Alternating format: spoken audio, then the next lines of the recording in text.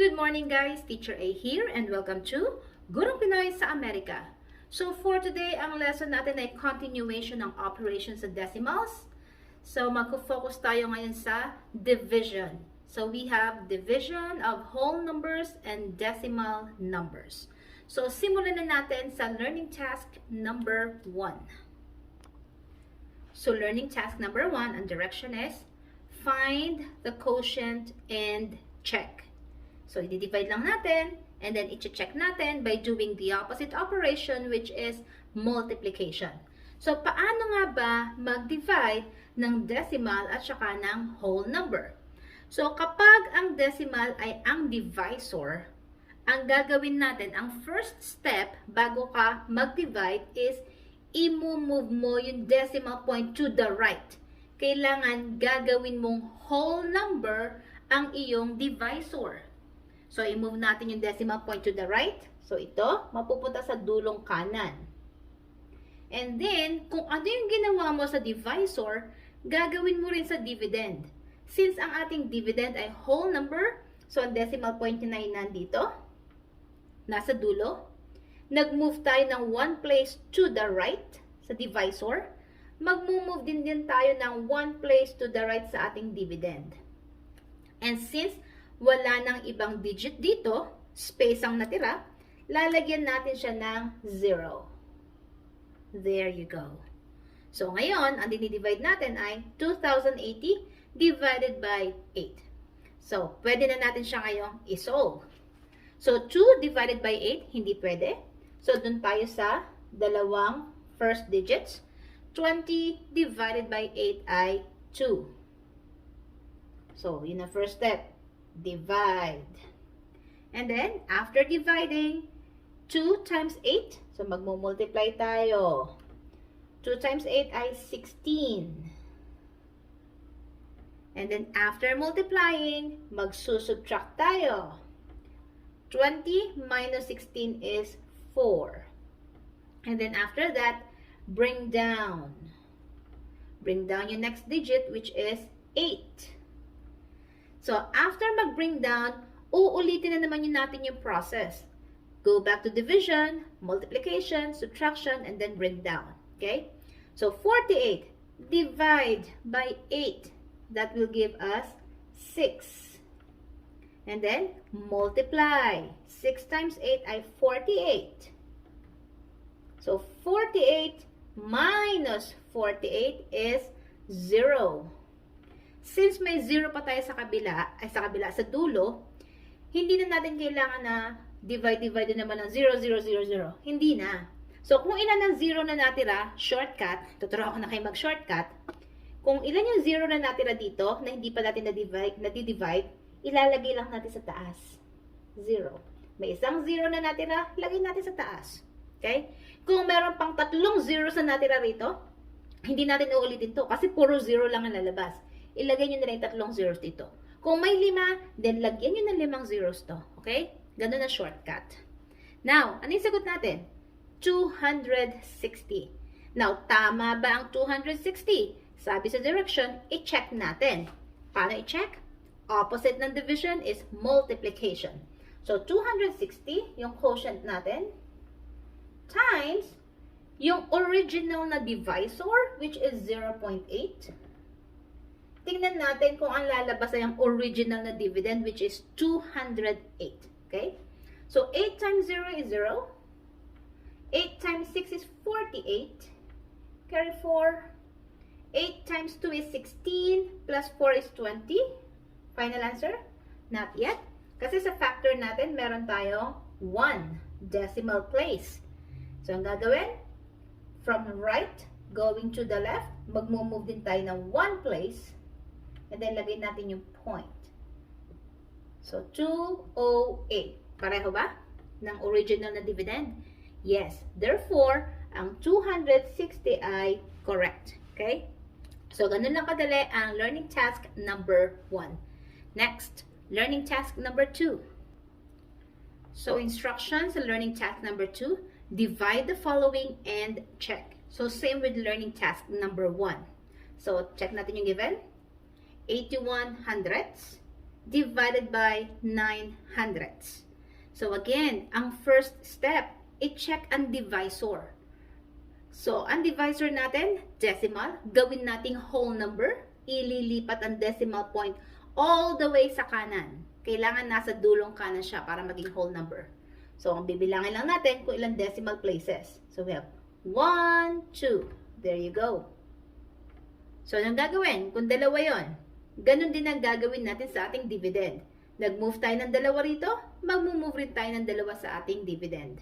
Nag-move tayo ng isa, mag-move ng isa. Nag-move ng 5, mag-move ng 5. Okay? Same lang sila. So, since dalawa to, move tayo ng dalawa to the right.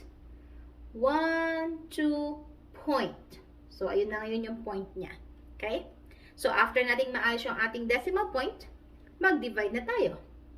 So, again, 81 divided by 9. So, that is 9. 9 times 9 ay 81. So, we have divide, then multiply. Next step is subtract. DMS lagi. DMS. Subtract. 81 minus 81 is 0. May i-bring down ba? Wala na. So, tapos na. Therefore, ang answer natin, ang decimal point ay nasa dulo. No need to write kasi whole number na siya. That's 9. So, sabi, i-check daw natin. Again, let's do the opposite, which is multiplication. Yung quotient times the original divisor, which is 0.09. Pagtatapatin ko lang sila. Check natin kung lalabas yung original na dividend, which is 0.81. So, 9 times 9 is 81. Okay? Hindi na kailangan 0 times 9, 0 times 9, hindi na. So, ilan ang decimal place ng ating factor? 1, 2. Dalawa. So, therefore, sa ating answer, from right to left, mag-move tayo ng 2 decimal places. 1, 2. Point.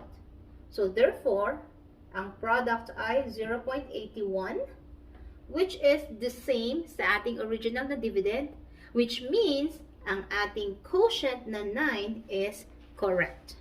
Okay? Next, learning task number 3. Okay, learning task number 3, problem solving na tayo. So, i-apply na natin sa real life ang pag-divide ng decimals. So, instruction here is, solve the problem carefully by answering the questions below. So, number 1, in science class, Miss Alcaide has 30.6 pounds of igneous rocks. She divided equally by weight into 9 different containers. So, how many pounds of rocks will be in each container?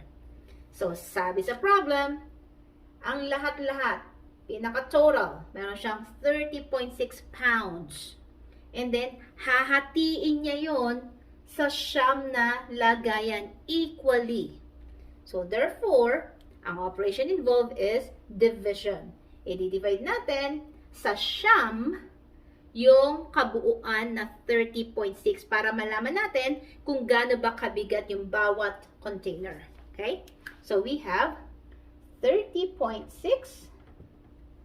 divided by 9.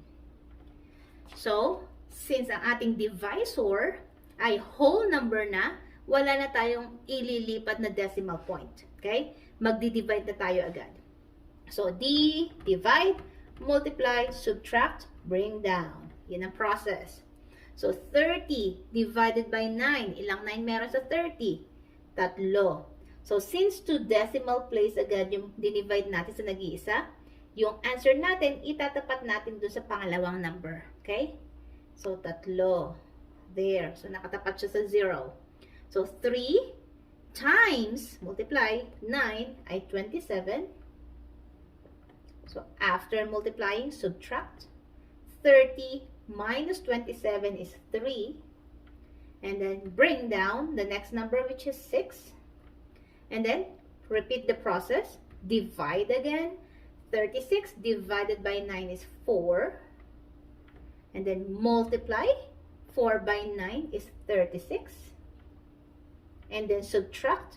36 minus 36 is 0. Ito na ba yung sagot? Hindi pa. Kasi, may decimal point ang ating dividend, which is itatapat natin sa ating quotient. Yan. So, therefore, ang sagot natin ay 3.4 what? Read the question. Ano ba yung tinatanong? Pounds of rocks sa each container. So, 3.4 pounds of rocks in each container. There. So, ganun lang siya kasimple. Okay? So, let's move on sa last natin, which is learning task. Oh, sorry, hindi ko na iba to. There should be 3. Yung susunod ay learning task number 4. Okay, learning task number 4. Choose the letter of the correct answer. So, dito naman sa learning task number 4, mental math siya. Hindi nyo na kailangang i-solve para lang makuha yung sagot kasi power of 10, base of 10, whole number, tsaka decimal yung ating divisor. So, mag-move lang tayo ng decimal point to the left. Okay? Ay, sorry, to the right pala. Ano ba yan? Division nga pala. Mag-move lang tayo ng decimal point to the right. Sorry. To the right. There. Depende sa number of decimal places sa given. Okay? So, read na nga natin ang ating number 1. What is the quotient when 294.45 is divided by 1/10? So, given 294.45, i-divide sa 1/10. So, kung susulat natin to, that's 0.1. So, ilang decimal place meron sa ating divisor? Isa lang. Okay? So, para maging whole number siya, i-move to the right all the way. So, merong isang decimal point. Therefore, ganun din ang gagawin sa ating dividend. I-move siya one place to the right. So, magiging in between 4 and 5 yung decimal point. So, that's 2944.5. So, 2,944.5. Nasaan siya? That's letter B. Iyan ang sagot. Okay? So, ganun lang kasimple yung learning task number 4. I-move nyo lang yung decimal point. Again, that's to the right. Depende kung ilan ang decimal places ng divisor. Okay? Halimbawa, sa number 2. So, ang given is, what is 59.39 divided by 1,000? So, again, that's 59.39 divided by 0.001 or 1,000. So, again, i-count natin kung ilang decimal places meron yung ating divisor. So, going all the way to the right para maging whole number siya. 1, 2, 3, point. So, 3 decimal places. Ganun ang gawin natin sa ating dividend. Move the decimal point 3 places to the right then. 1, 2, 3. So, my space.